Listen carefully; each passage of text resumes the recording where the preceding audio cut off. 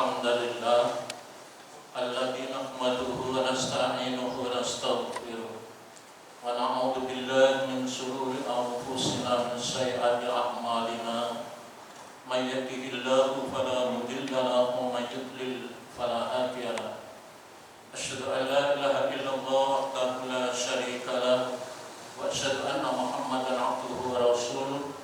Allahumma shalli ala Muhammad wa ala alihi wa ashabihi wa man tabi'ahum bi ihsanin ila yaumiddin. Qala Allahu fil Qur'anil Karim, a'udzu billahi minasy syaithanir rajim. Ya ayyuhalladzina amanu taqullaha wa qulu qawlan sadida yuslih lakum a'malakum wa yaghfir lakum dhunubakum wa may yuti'illaha wa rasulahu faqad faza fawzan 'azima. Wa qala la khaira fi katsirin min najwahum illa man amara bis shadaqatin aw ma'rufin aw islahin bainan nas. Hadirin jamaah qiyamul lail yang insyaallah kita semua dirahmati Allah. Marilah kita senantiasa bersyukur pada Allah atas nikmat yang begitu luas tanpa batas dan atas segala anugerahnya yang agung yang kita tidak mampu menghitung. Saat ini kembali Allah memberikan kesempatan kita untuk melanjutkan ibadah di bulan suci Ramadan 1443 Hijriah ini. Mudah-mudahan sholat kita, puasa kita, tadarus kita, infak kita, sedekah kita dan seluruh ibadah kita diterima oleh Allah Subhanahu wa taala. Amin. Salawat serta salam semoga tetap tercurah pada junjungan kita Rasulullah Muhammad sallallahu alaihi wasallam yang telah memberikan bimbingan, tuntunan dan pelajaran kepada kita sehingga kita dapat melaksanakan tugas hidup ini sesuai dengan petunjuknya. Hadirin rahimakumullah, marilah Ramadan ini kita jadikan bulan konsolidasi rohani kita. Ramadan juga disebut sebagai Syahrul Qiyam, juga sebagai Syahrul Siyam, Syahrul Quran, Syahrul Jud dan juga Syahrul Doa. Karena semua peluang emas ada di dalam bulan suci Ramadan. Dan puasa yang kita lakukan ini mengantarkan kita untuk menggapai prestasi tertinggi bagi orang-orang beriman, yaitu la'allakum tattaqun, agar kita menjadi insan muttaqin, di mana insan muttaqin itu oleh Allah disediakan istana di surga yang luasnya seluas langit dan bumi. Uiddat lil muttaqin, disediakan bagi insan yang muttaqin. Cita-cita puasa kita itu adalah menuju ke sana. Dan puasa yang kita lakukan itu juga diwajibkan bagi umat-umat sebelum kita. Kutiba alaikumusiyam kama kutiba alal ladzina min qablikum. Kepada umat-umat sebelum kita juga diwajibkan puasa. Saat ini umat lain juga ada yang melaksanakan puasa. Umat Katolik itu puasanya 40 hari menjelang Paskah kemarin. 40 hari sebelum Paskah, tapi kalau hari Minggu libur puasanya. Dan saya tanya pimpinannya itu, jadi kalau di Malang ini uskup ya di gereja katedral Jalan Ijen itu, kemudian diwakili oleh Romo Eko Atmo. Puasa yang jenengan lakukan itu bagaimana? Puasa di tempat saya atau ajaran kami itu boleh makan besar sekali sehari semalam. Dan boleh milih pagi, siang, atau malam. Kalau jenengan milih yang mana? Saya milih yang siang. Jadi kalau puasa mereka ya, siang hari makan tanduk itu nggak apa-apa. Kalau umat Kristen lain lagi. Umat Kristen itu juga ada puasa 40 hari menjelang Paskah. Saya punya kenalan namanya Pendeta Hendrik Richard. Beliau mengatakan ketika Residual Kostrad Singosari, ketika ada hidangan disajikan, dia mengatakan bahwa saya sedang berpuasa. Berarti ada puasa juga di agama Kristen Protestan. Kemudian tidak lama lagi minum air putih. Kemudian katanya dengan puasa kok minum, kalau air putih tidak apa-apa. Ini mereka begitu. Tapi kalau puasa kita bagaimana? Kita ngambil misalnya takrif dari Umar bin Khattab, laisa siyam minas syarabi wat ta'ami walakinnahu minal kadhibi wal batili wal lagwi. Belum dikatakan puasa seseorang itu apabila hanya sekedar meninggalkan makan dan minum di siang hari. Itu belum dikatakan puasa. Sekedar meninggalkan makan dan minum. Akan tetapi walakinnahu minal kadhibi, akan tetapi puasa itu juga tidak berdusta, tidak berbohong, sekecil apapun dan kepada siapapun. Nah, Ramadan ini juga sebagai bulan edukasi, bulan tarbiyah, bulan pendidikan bagi kita, melatih diri, menahan diri untuk tidak berbohong, tidak berdusta, wal batili, dan tidak berbuat batil, tidak berbuat maksiat, tidak mendolimi orang atau tidak berbuat zalim, wal lagwi, dan tidak bertutur kata yang tidak berguna. Ini baru puasa. Untuk menggapai gelar la'allakum tattaqun itu apabila ini kita penuhi. Oleh karenanya maka imbalan yang diberikan oleh Allah kepada insan beriman, kepada kita semua ini sungguh sangat luar biasa. Jadi tidak hanya tidak makan dan tidak minum. Kalau di sana tadi kan makan sekali boleh, minum air putih boleh. Kalau kita enggak, mulai subuh sampai maghrib benar-benar itu harus ditinggalkan, dan tidak hanya itu juga tidak berdusta, tidak bermaksiat, tidak mendolimi orang, tidak bertutur kata yang tidak berguna atau bermanfaat. Itu baru dikatakan puasa. Nah, tadi saya bacakan surat An-Nisa ayat 114. La khaira fi katsirin min najwahum illa man amara bi shadaqatin aw ma'rufin aw islahin bainan nas. Tidak ada sedikit pun suatu kebaikan pada suatu majelis, pada suatu forum, pada sebuah komunitas yang berbicara, berbisik, berdiskusi, illa man amara bi shadaqatin, kecuali dalam forum itu, dalam majelis itu ada anjuran, ada ajakan, ada seruan untuk bersedekah. Nah, sedekah di sini para jamaah sekalian harus kita perhatikan. Sedekah yang dimaksud di sini tidak sekedar memberantas atau mengatasi miskin harta, tapi yang lebih dahsyat lagi adalah miskin spiritual.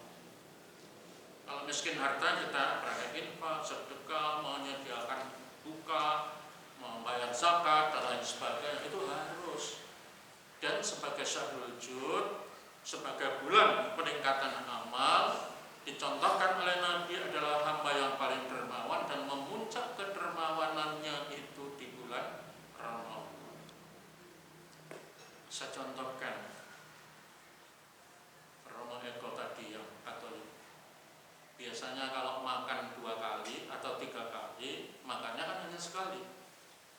Maka 2 porsi itu dilupakan uang untuk kepedulian masalah-masalah sosial. Dan itu ketat dilakukan. Jumlah umat Katolik di Kota Malang itu hanya 35.000.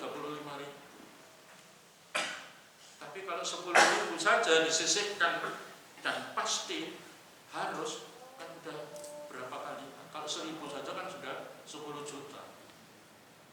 Kalau 10.000 kan 100 juta. Kalau 30.000 kan 300 juta. Seandainya kita umat Islam di Kota Malang ini jumlahnya dari 913.000 penduduk Kota Malang, maka yang 811.000 itu adalah Muslim. Seandainya kita ini biasanya makannya 3 kali, kemudian hanya 2 kali, sahur pun itu tidak banyak, tapi dana anggaran tetap kita keluarkan. Untuk apa? Kepedulian masalah sosialnya. Karena apa? Untuk mengatasi miskin spiritual itu juga perlu dana. Miskin spiritual. Lowaru ini paling dahsyat. Menjelang Ramadan, saya diundang ke Spangpol Jatim di Kecamatan Lowaru. Insya Allah perwakilan dari Sumbersari, Ketawang Gede, Dinoyo, ada 3 orang. Narasumbernya saya, Pak Sutiaji Wali Kota dan Pak Mokhtar Zawawi Kepala Kemenang.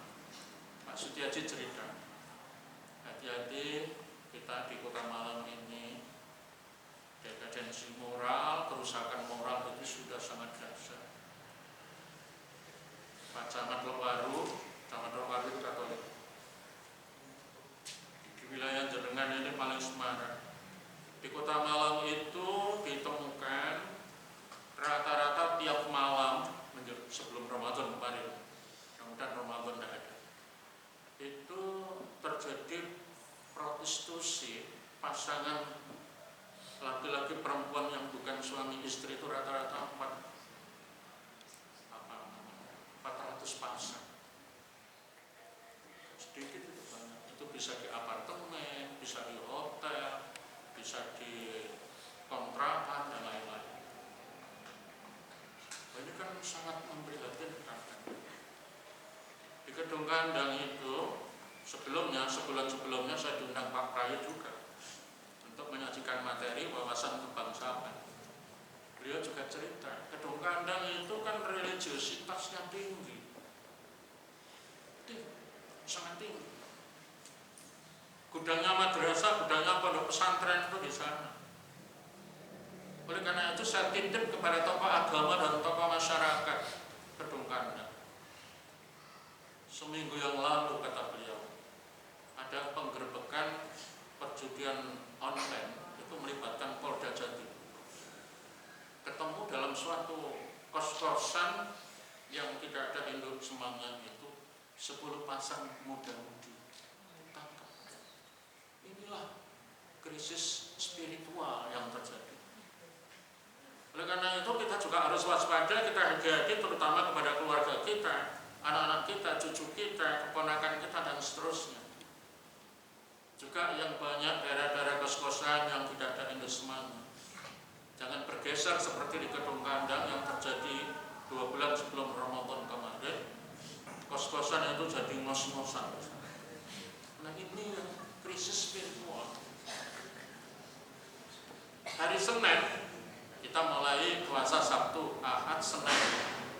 Pak Budi Hermanto, Kombes Kapolresta Malang Kota, kami diundang. Tempatnya di kantor BNN. Badan Nasional Penanggulangan Narkotik, membakar 16,8 kg narkotik. Ada ganjanya, ada sabunya, ada pil macam-macam. 1 gram ganja itu harganya kan 1 juta. Kalau 1 kilo itu sudah berapa? Dimusnahkan. Ini kan yang merusak generasi dan itu barang haram yang memang itu terjadi, yang disebut dengan kemiskinan spiritual. Dan kemiskinan spiritual itu tidak hanya pada lapisan bawah. Kalau kemiskinan harta ini rata-rata di lapisan bawah, tapi kalau kemiskinan spiritual itu sampai jajaran menteri pun terjadi. Contoh, ketika HET,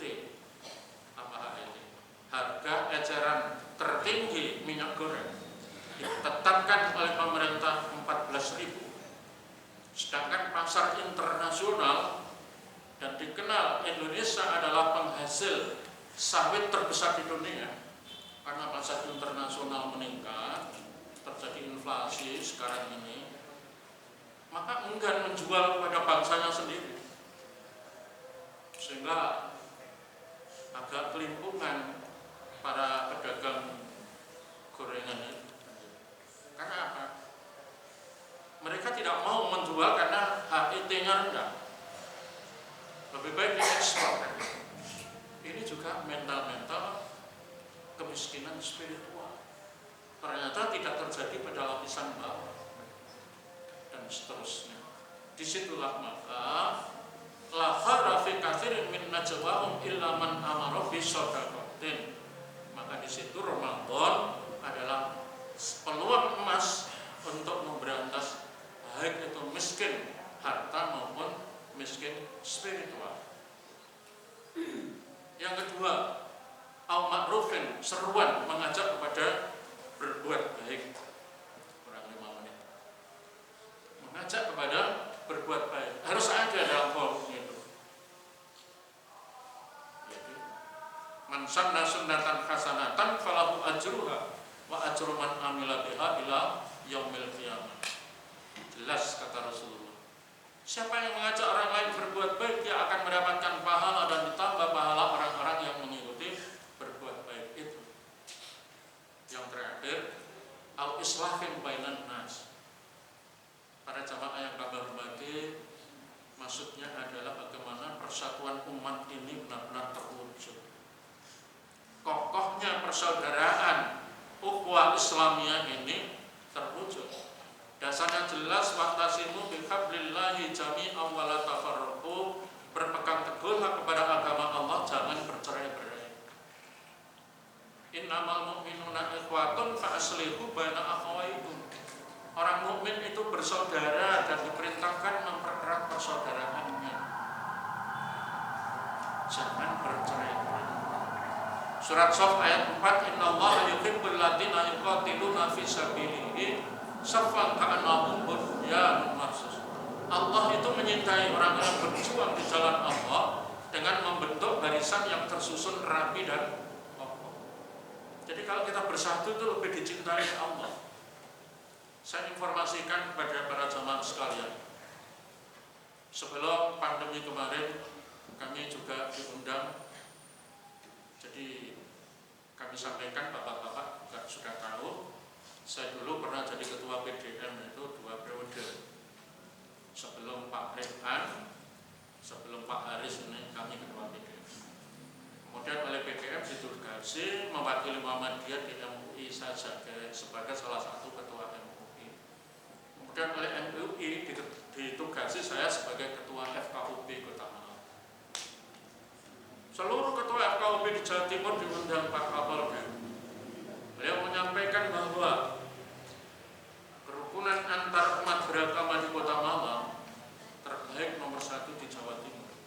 Tapi kerukunan internal umat beragama di Kota Malang nomor 32 dari 38 kabupaten dan kota. Jadi kerukunan internal kita ini rawan. Coba dari 38 kabupaten kota kita ini urutan ke 32. Kalau antar umat terbaik, internal umat yang perlu pembenahan. Maka saya yang membidangi Komisi Ukhuwah, hubungan ulama umarat dan antar umat beragama, selalu berseru kepada masyarakat Kota Malang yang 811.000 itu, mari kita perkokoh ukhuwah kita, persaudaraan kita.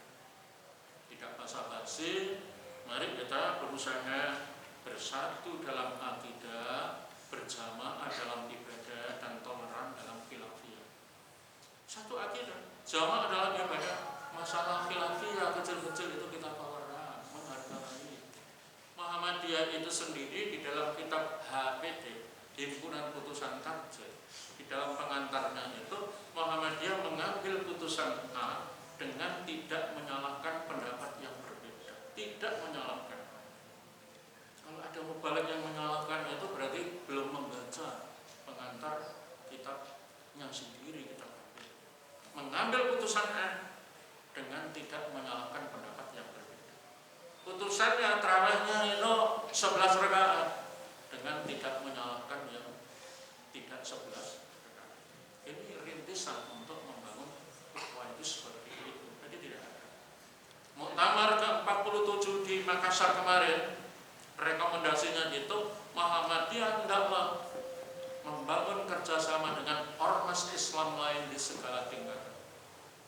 Membangun kerjasama dengan ormas Islam lain di segala tingkatan. Maka seorang pimpinan ranting saya tanya, apakah jenengan pernah silaturahim dengan ketua NU ranting? Derek. Padahal muktamar sudah dijalani berkali-kali. Saya senang kemarin ceramah di Masjid Asal Arjosari.